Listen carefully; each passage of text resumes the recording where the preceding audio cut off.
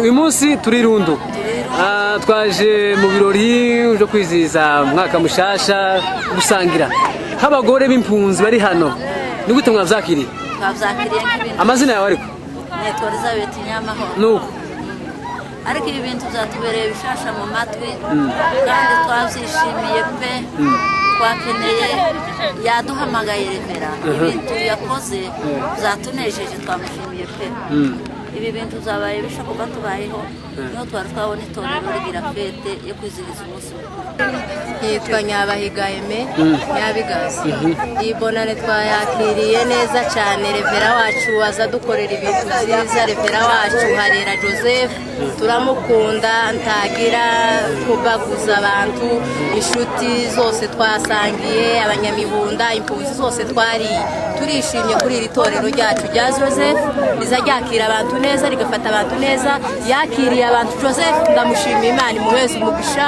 Joseph ntabwo atazagira, Imana imwongere mu byakoraho byose. Uyu munsi itorero ry'Urundu mwateguye igikorwa kidasanzwe cyo gusangira haba ku mpunzi ndetse n'abana batoya mu gusabana murangiza umwaka mushasha, umwaka wa 2019. Ni gute mwabiteguye? Intego mwihaye ni iyihe? Umeze gute?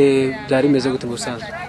Murakoze cyane. Uyu munsi itorero ry'Irundu duhagarariye nk'abayobozi twateguye umunsi mwiza wo gutangira umwaka dusangira n'abana n'impunzi n'abakristo b'itorero ry'Irundu badusukiyeho.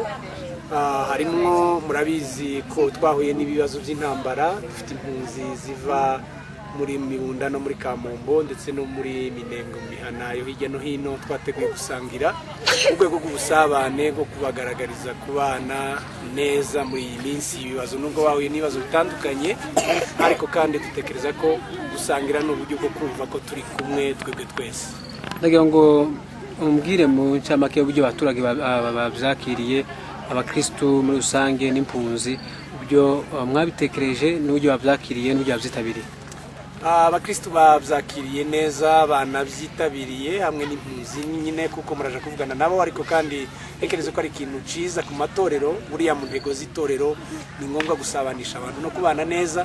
Igihe rero tuba turi kumwe mu bihe bisa n'ibi, kumva ko twosangira turi kumwe abafite ubushobozi n'abatabufite, aba ari ikintu ciza. Tukaba dushimiye abantu bose. Murakoze cyane. Itorero ry'Irundu namwe amatorero rero akomeje gukora ibintu bikomeye cyane, haba gusura imfubyi, haba gusura abantu bavuye mu byabo. Hanyuma sinzi ndatekereza nimba ari rya mbere cyangwa se nimba ryakangaye muteguye kino gikorwa ndetse n'intego mukomeje kwiheza nk'abantu b'Irundu. Iyi ni intego twihaye nk'itorero, ariko twabikoze mu kunshuro ya mbere umwaka ushize. Iyi ni inshuro ya kabiri.